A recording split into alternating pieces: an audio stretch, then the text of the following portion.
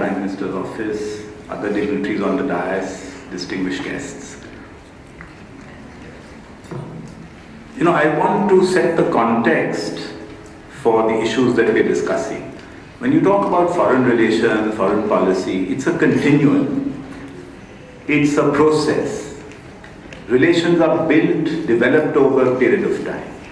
Every visit contributes in some way to strengthening relations.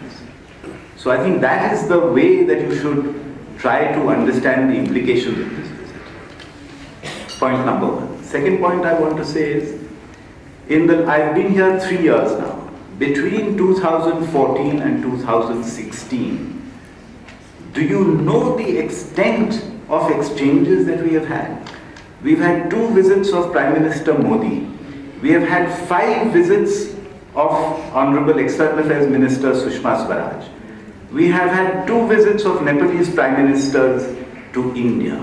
Can you imagine, in the course of 3 years? We've had the first Joint Commission meeting and we're going to have the second one. In the last few months, between August and November this year, we've had the visit of the Honorable Deputy Prime Minister of Nepal to India. We've had the visit of the Foreign Minister of Nepal to India. We've had the visit of His Excellency the Prime Minister of Nepal to India. We're going to have another visit of the Foreign Minister of Nepal to India in October for the Joint Commission, which is chaired by the 2 foreign ministers. We're going to have another visit of His Excellency the Prime Minister of Nepal to India for the BRICS BIMSTEC Summit in Goa, mid-October.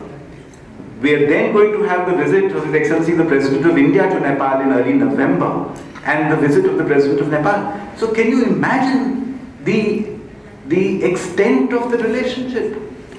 I don't think India has had this kind of exchange with any other country in the world. And I doubt if Nepal has had this kind of exchange. So what does this tell you? It tells you the importance that both countries attach to this relationship. It's a very, very important relationship. And both countries are doing their utmost to take this relationship to a new level. So please understand this context. It's not one visit here or there. In the last few years, from both governments, there's a very strong desire, political baggage attached to the India-Nepal relationship. And I think this political baggage in today's world is of no use. It's of no use to Nepal, it's of no use to India.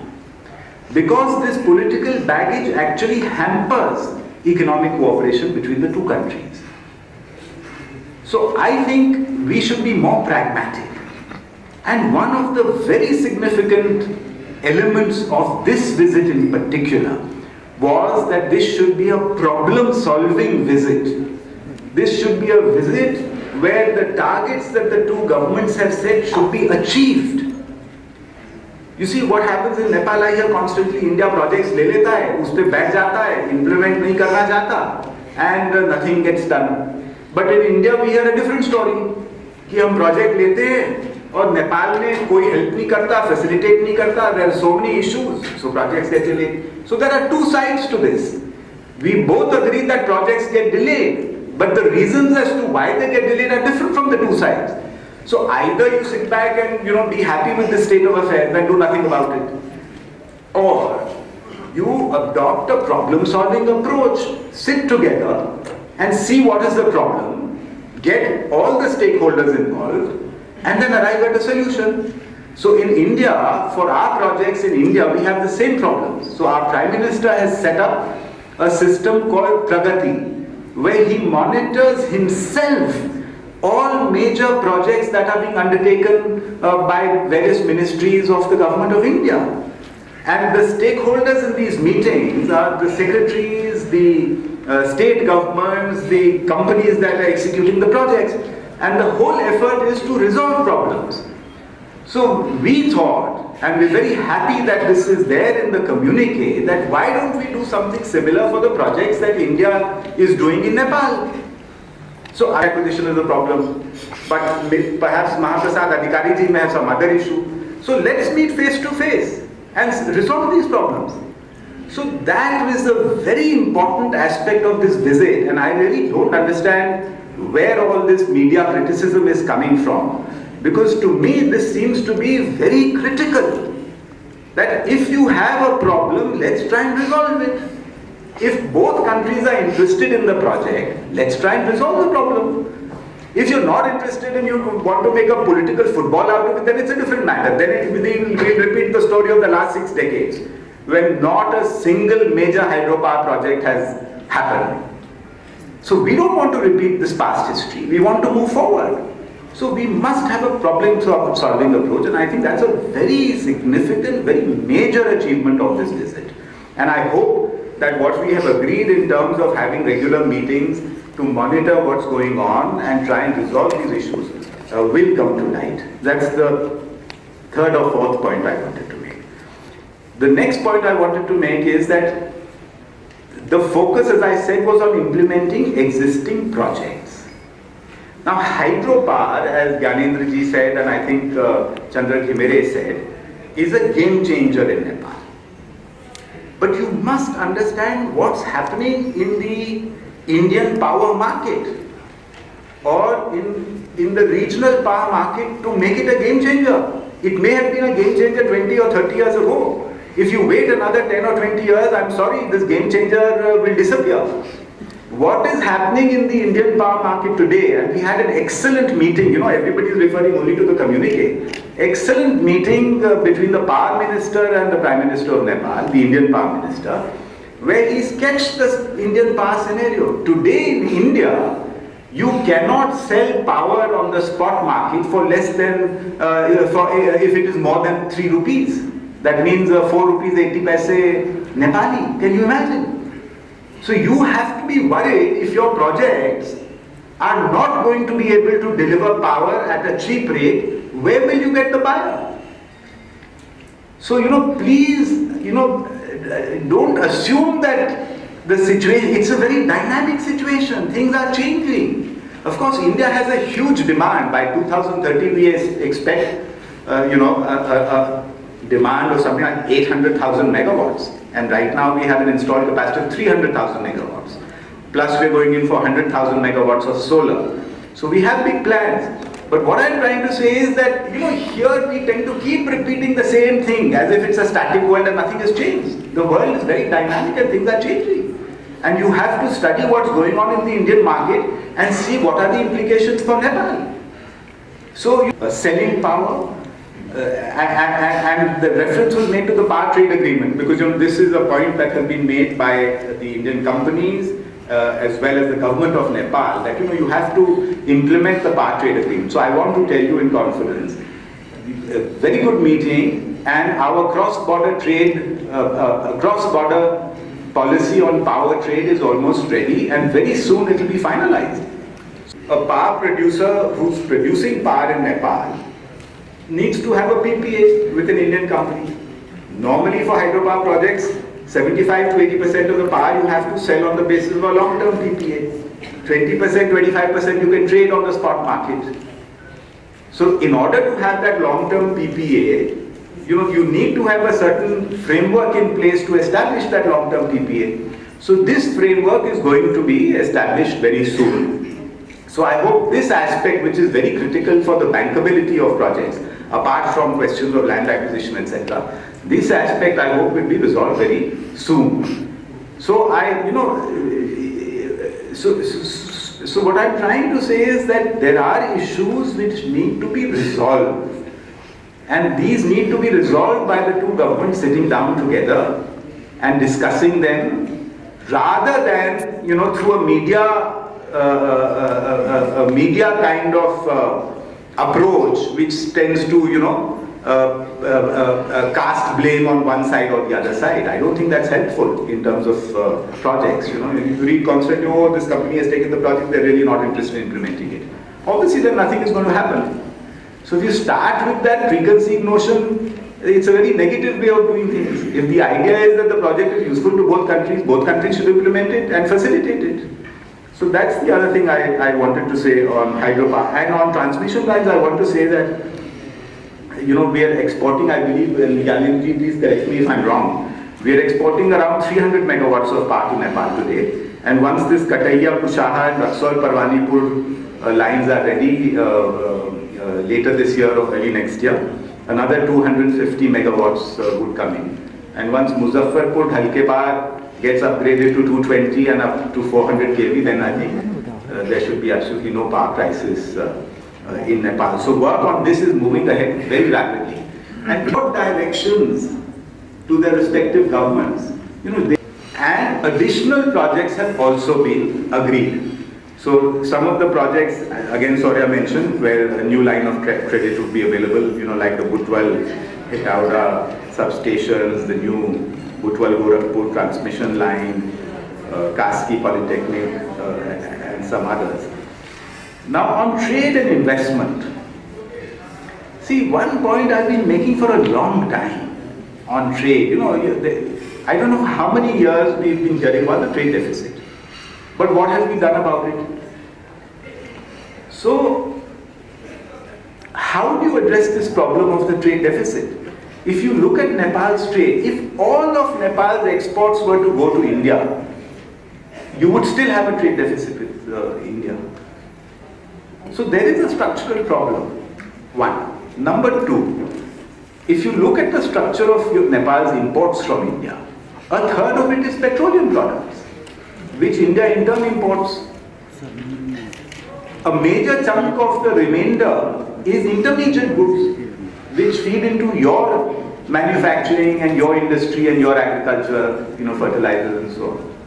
So those are productive imports. They add to the GDP of Nepal. Ways, and what I have been saying, I think for 2 years, but nobody seems to have picked up this idea, and I am saying it again, which is, why don't we set a trade target, say, for the two countries? Say by 2025, we want a bilateral trade target to be this amount. And we can even say by 2025, Nepal's exports to India should be this amount. Why don't we give a target? The chambers of commerce here should work on this. Give a target, and then let's try and achieve it. When I was ambassador in Vietnam, we had overachieved our target. It was supposed to be in 5 years. I forget the figures now. We achieved it in 3 years. So why don't we give a target and then try and work towards it? Then we can test ourselves. Otherwise, we keep saying every meeting, this is an issue. I don't know how many years I've been hearing this. Investments. Indian companies, and I think somebody, I can't remember who, referred to the fact that Indian companies have done extremely well in Nepal. But the question I'm asking is, then why is new investment not coming in? What is the reason? So if you examine this issue and identify the reasons, then you can do something about it. Of course, people used to say earlier, oh, there was this insurgency, instability, this, that and the other. That's all okay, but all that is over now. So now what is the problem? Why is investment not coming in from India? And a former chairman of the National Planning Commission had told me that when they went abroad and asked for investment from some other country, the first question they asked is, okay, what is the kind of investment from India? And it's an obvious question people will ask. What is the investment from India? Then if India has not put in new investment, then companies feel that maybe there is some issue.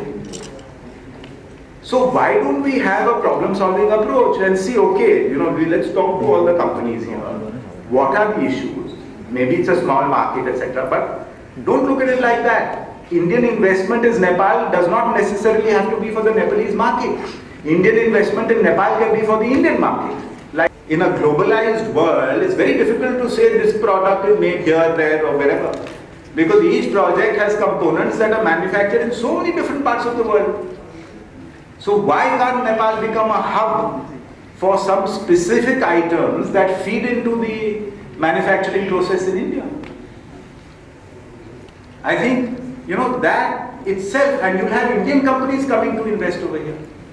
Second thing I want to say is that, I talk to our joint venture companies, and two issues they raise constantly with me. One is this IPR issue. It's a big issue. Well-known brand names in India by big companies are already taken by somebody in Nepal, and that prevents those companies from launching those products. It's a big issue. And the second issue that everyone talks about is the labor law. if something needs to be done about the liquor. So this has to be studied. How do you, in the communique, one of the points that has been made is, to promote Indian investment into Nepal. You have to take this issue and, examine it threadbare and see, okay, if there are some problems, then we'll resolve those problems. So that's the other point I want to. They constantly they're saying Indian companies investing all over the world. Why are they not investing in Nepal? So what is the answer? The chambers should discuss with the government. We'll also help. And opportunity for this money to be utilized domestically, then clearly it will be used to import things again. And Nepal will lose out on the benefit that it potentially can get. And same thing for hydropower. It's some, I don't know how many $1 billion, it's 8,000 megawatts would mean like $10 billion of investment. But your effort should be to ensure that maximum amount of this $10 billion is actually spent in Nepal and not on imports. So what is the strategy that you develop in order to extract the maximum benefit from this? So I'm raising these issues, I'm pleased, and I'm a friend. I'm not a critic. So please don't misunderstand me that I'm criticizing. I'm raising these issues. I do that, I think it's my job. I love this country. So how do you resolve these problems? We're all talking about development, increasing growth rates, vikas. So how do you get it? So it has to be done at a micro level. So you have to create conditions that will attract investment. And this is what all countries are doing. In India, states are now competing with each other to attract foreign investment. So this is the kind of approach we have to have. But unfortunately what happens in India-Nepal context is that, especially if it's something Indian, then immediately everybody's, guard goes up and, politically issues begin to be raised. And India has changed. India today is not, it's different. These are companies. So, this political baggage is really not required. I think I've spoken for too long. No. Same thing, tourism, Srijana is here. Hindu and Buddhist circuits, we've been talking about it. Let's do something. Let's develop this Hindu circuit, this Pashupatinath, Muktinath, this Janakpur, Ayodhya, Ramayana circuit we can develop, Lumbini, Bodhgaya. So many things can be done. But I think the private sector should take the lead, develop package tours. Visa problems, India gives the e-visas to tourists from virtually every country in the world. So there's no problem with visas also. So can we do something, to bring this to a reality? The other thing I wanted to, just last point, we've all been talking about, just to give you a flavor, everybody knows about this joint communique and so on. But there have been several conversations between the two prime ministers which are not in the public domain. Prime Minister Prachand rang up Prime Minister Modi to congratulate him on his birthday, which happened to be the day following the engagement day. Then after this horrendous incident at Uri, Prime Minister Prachand again rang up Mr. Modi, to condole with him and to condemn this terrible incident. So, this is the relationship now established at a very high political level, and it's a normal feature now. It's not something that, you wait for one state visit to the next state visit before anything happens. It's not like to Natpa Jhakri, which is like 1500 megawatts plus 400 and something, so almost 2000 megawatt hydropower project in Himachal Pradesh, which is done by the Satluj Jal Vikas Nigam, that is doing Arun 3. And he went there to see how this project has changed things in that area. So that was a very, very important visit. And the second visit, and very carefully chosen, was to Haridwar, to the Patanjali Ayurveda, because in Nepal there's huge potential for Ayurveda. And to see how this Patanjali has completely transformed that whole area. I mean, it was extremely impressive. I myself had no idea of the kind of the magnitude, the volumes involved. I mean, it's a huge business conglomerate now. And Nepal is a very important player because a lot of the herbs and medicinal plants are sourced from Nepal. And Prime Minister Prachand asked Swami Ramdev, and he said, why don't you do this in Nepal? And he said, yes, of course I will do it in Nepal also. Add value to what Nepal produces. So, these were also, these were not just trips, but they were trips with a purpose. And they were related to the comparative advantage and the potential that Nepal has. So overall, it was a very, very successful visit. And the challenge, all visits are successful, but I think the challenge is to ensure that we implement what is agreed. And I'm also optimistic, as Secretary Jimenez is, that given the strong political will in both countries and the strong commitment, we will, implement all that has been agreed. So 2 years down the line, I hope you don't ask me, oh, that same project is still pending, etc. And not that I'll be here, but my successor. But no, I think I'm very optimistic, and I think with this problem-solving approach, hopefully the complaints that we hear in Nepal about implementation of Indian projects will get reduced. Thank you.